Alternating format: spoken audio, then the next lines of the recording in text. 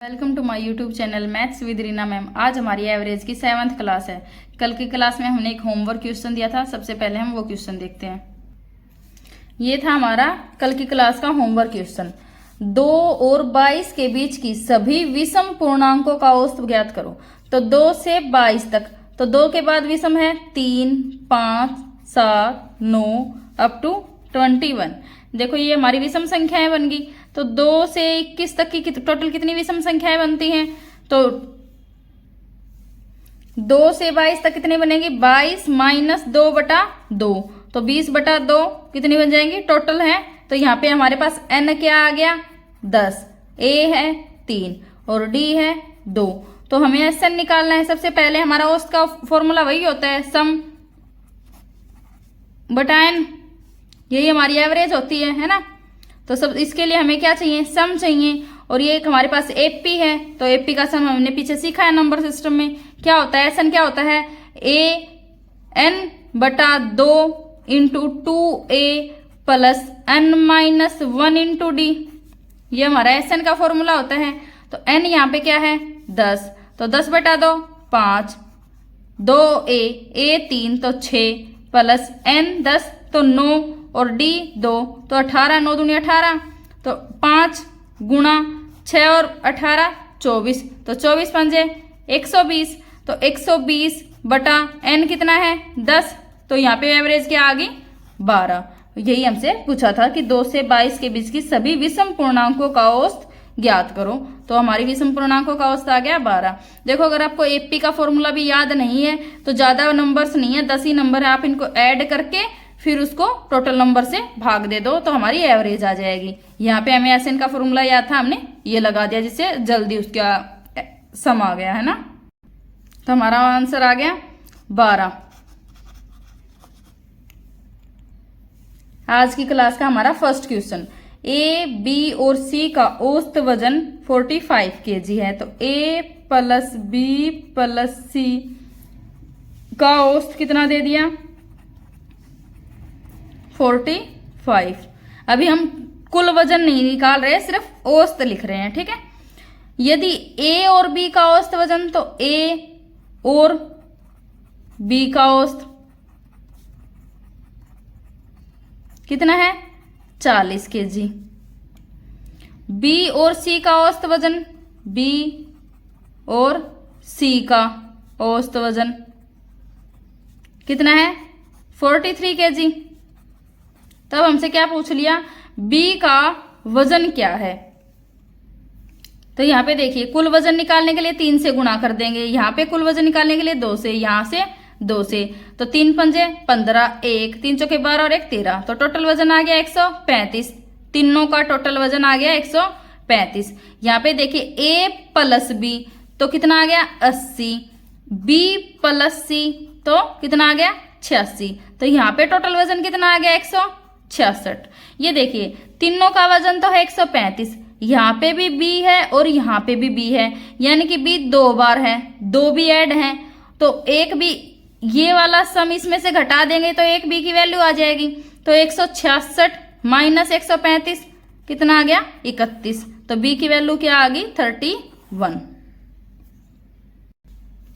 Question number 2, 6 व्यक्तियों का औसत वजन 67 kg। 6 व्यक्ति का औसत कितना दे दिया? 67 kg। अब देखो समूह का 62 किलो वाला लड़का चला जाता है। एक 62 किलो का लड़का है, 62 kg का लड़का है, वो चला गया। तो अब समूह में बाकी कितने लोग बचे? 5, क्योंकि एक व्यक्ति चला गया। और यहाँ पे देखिए इसका वजन कितना? 62 kg और औसत कितना? 67। अंतर 5 kg का, जो गया है बच्चा उसका कम वजन है। अगर जाने वाले का वजन कम है तो औसत बढ़ जाएगी। तो यहाँ पे 5 kg बढ़ा है। कितने बच्चों में? जाने के बाद बच्चे कितने बचे? 5, तो 1 kg का फर्क पड़ गया। तो पहले औसत कितनी है? 67। अब औसत कितनी हो जाएगी? 1 जुड़ जाएगी, तो कितनी आ गई? 68 आ गई हमारी नई औसत। क्वेश्चन नंबर 3, एक कक्षा में 50 छात्रों का औसत अंक 72 है। लड़कियों तथा लड़कों का समान विषय में औसत अंक 70 और 75। तो यहाँ पे देखिए लड़कों लड़कों का औसत कितना दे दिया 70, सॉरी लड़कियों का दे दिया 70। पहले क्या है लड़कियां हैं तो लड़कियों का 70 और लड़कों का 75 और दोनों को मिला के औसत कितना है 72। एलिगेशन मेथड लग जाएगा, तो एलिगेशन मेथड लगाएंगे तो 3:2, तो टोटल बच्चे हैं कितने 50, तो 50/5 क्योंकि औसत में हमारे कितने आए 5। और यहाँ पे क्या पूछा है लड़कों की संख्या, तो लड़कों का औसत कितना है, सॉरी अनुपात कितना है 2, तो गुणा 2 10, तो लड़कों की संख्या क्या आ गई 20। क्वेश्चन नंबर 4, 5 क्रमागत प्राकृतिक संख्याओं का औसत x है। तो यहाँ पे मान लो पहली संख्या है k, तो दूसरी कितनी आ गई k+1 क्योंकि प्राकृतिक संख्याएं हैं कंटिन्यू, तीसरी k+2, तीसरी k+3, चौथी k+4, सॉरी पहली दूसरी तीसरी चौथी और पांचवी, ये होगी हमारी 5 संख्याएं। इनका औसत क्या दे दिया x। तो यहाँ पे देखो 1 2 3 4 5, 5k + 1 2 3 3 6 और 4 10/5 कितना दे दिया हमें x के बराबर। यहाँ पे 5 कॉमन ले लेंगे तो कितना आ जाएगा k+2/5 बराबर है x। 5 से 5 कट जाएगा तो k+2 कितना आ गया x आ गया। तो अब देखिए आगे क्या बोला, तो x की यहाँ पे क्या बोला, यदि अगली 3 प्राकृतिक संख्याएं भी शामिल कर ली जाएं, तो अगली 3 प्राकृतिक संख्याएं कौन सी हो जाएंगी k+5, k+6 और k+7। तो यहाँ पे देखो अब क्या हो जाएगा k+5k +10 पहले से जोड़ है ना, प्लस ये कितने 1 2 3 3k + 5 6 6 18 बटा टोटल संख्या अब कितनी हो गई 8। अब टोटल संख्या होगी 8, तो अब यहाँ पे औसत क्या आ जाएगा, यहाँ पे देखो 8k + 28, 10 और 18 28 बटा 8 कॉमन लेंगे तो यहाँ पे क्या ले लेंगे 4 कॉमन, तो 2k + 4 7 28 बटा 8, 2 से 2 कट गया तो कितना आ गया 2k + 7/2। तो देखो अब संख्याओं का औसत है 2k + 7/2 और पहले औसत k + 2। अब क्या बोला कि 8 संख्याओं की तुलना में औसत कितना अधिक होगा, तो देखो इसमें से ये घटा देंगे अंतर आ जाएगा, वही ये वाला औसत इससे कितना अधिक है, तो इसमें से ये औसत घटा देंगे तो 2k + 7/2 - k + 2 है ना, 2 हमारा आ जाएगा एलसीएम, तो 2k + 7 और 2 का यहाँ करेंगे तो -2k और -4। तो यहाँ पे देखिए 2k से 2k कट गया तो कितना आ गया 3/2, अंतर आ गया 3/2 का, यही हमारा आंसर हो गया। क्वेश्चन नंबर 5 सेम पीछे वाले क्वेश्चन की तरह ही है। 7 क्रमागत धनात्मक पूर्णांकों का औसत x है, तो वही सेम पहली संख्या k, तो k + 1 k + 2 k + 3 k + 4 k + 5 और k + 6 और यहाँ पे कितने 7k + 1 2 3 3 6 4 10 और कितने 11, तो कितना आ गया 21/7 क्या दे दिया x के बराबर। तो ये हमारा औसत कितना आ जाएगा k, 7 कॉमन ले लेंगे तो k + 3, 7 से 7 घट गया तो x कितना आ गया k + 3। अब आगे क्या बोला, यदि अगले 2 पूर्णांकों को भी शामिल कर लिया जाए तो अगले 2 क्या हो जाएंगे k + 7 और k + 8। तो यहाँ पे देखिए टोटल k कितने हो गए 9k + 21 में ये 15 और ऐड कर देंगे तो कितना आ गया 36/9। 9 कॉमन ले लेंगे तो k + 4/9, 9 से 9 कट गया तो x की वैल्यू क्या आ गई k + 4। तो सभी पूर्णांकों का औसत हमसे पूछा है तो नया औसत क्या आ गया k + 4 हमारा आंसर होगा।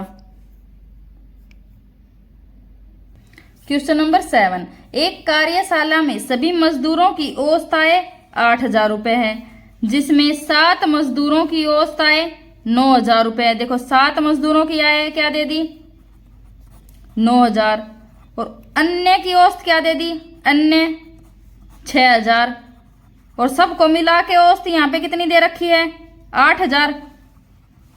अंतर वही सेम, यहाँ पे 1000 का, यहाँ पे 2000 का, तो अनुपात में कितनी आ गई, 2:1। तो ये जो मजदूरों की संख्या कितनी है, जिनकी आयु 9000 है, 7 है,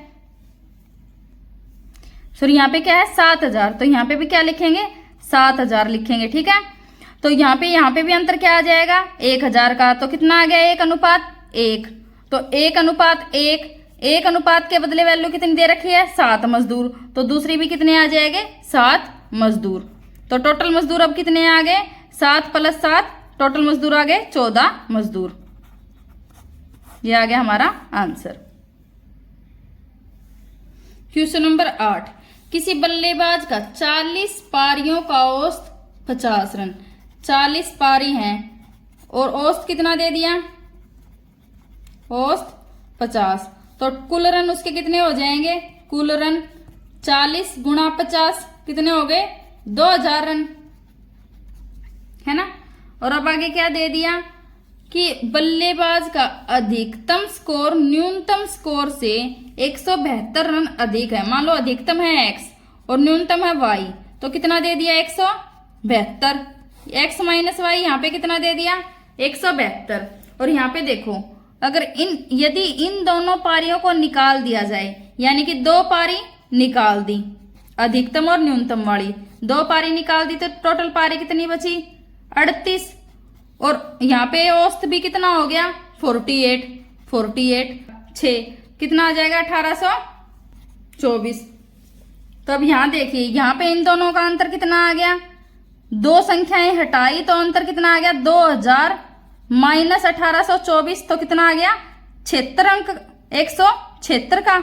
तो यहाँ पे देखिए x + y हमारे पास कितना आ गया, 176, क्योंकि यहाँ पे हमने 2 संख्याएं हटाई थी और अंतर यहाँ पे कितना आया, 176 का। ये जो अंतर आया इन 2 पारियों की वजह से आया, क्योंकि ये 2 पारियां हटाई हमने यहाँ पे।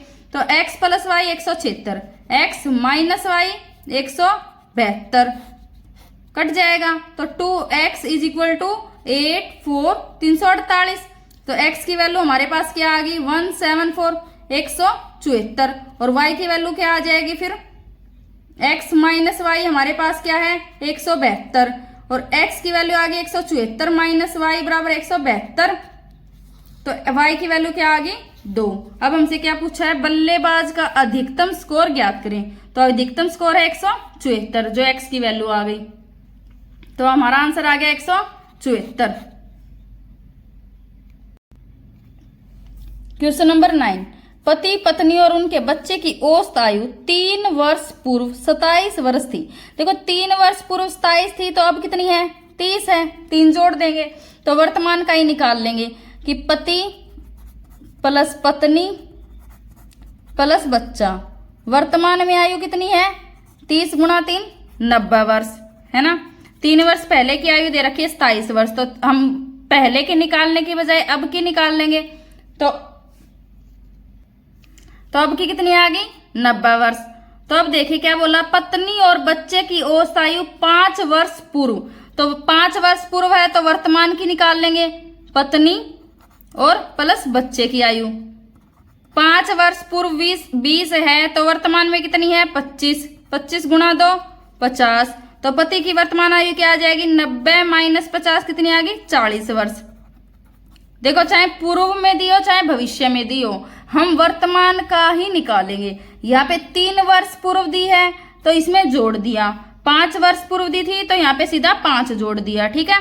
कि 5 वर्ष पूर्व आयु इतनी है तो वर्तमान में हो जाएगी 5 जोड़ देंगे, ठीक है।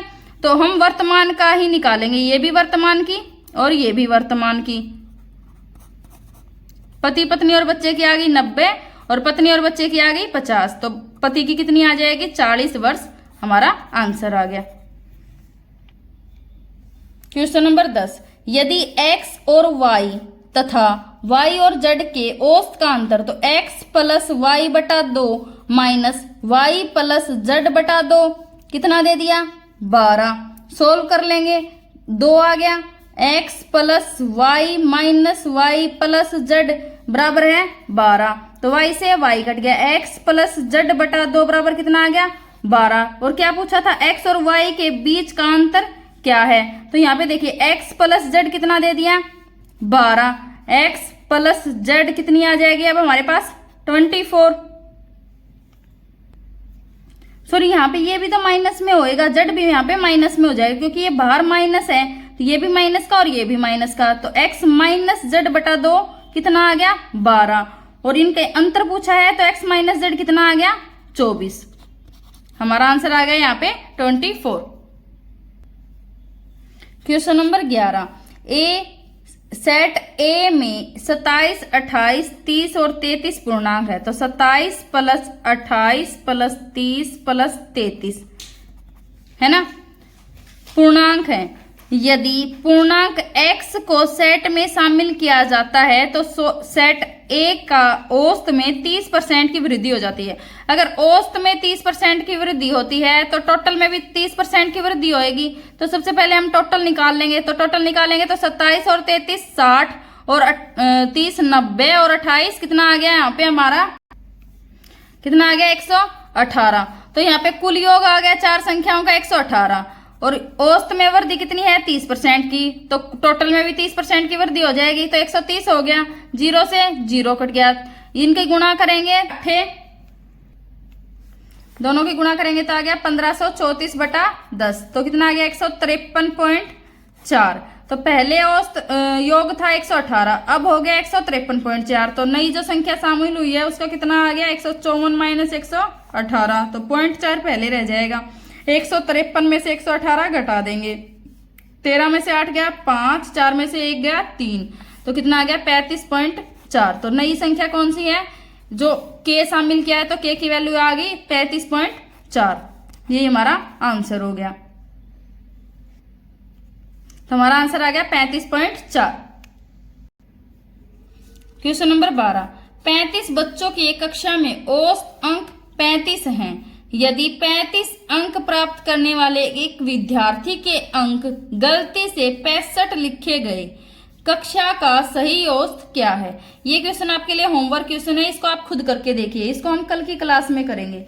और अगर आपको हमारी क्लास पसंद आई तो लाइक शेयर एंड सब्सक्राइब कीजिए, और साथ ही साथ बेल आइकन जरूर दबा लें, जिससे आपको आने वाले सारी क्लासेस की latest update time to time मिलती रहे। Thanks for watching.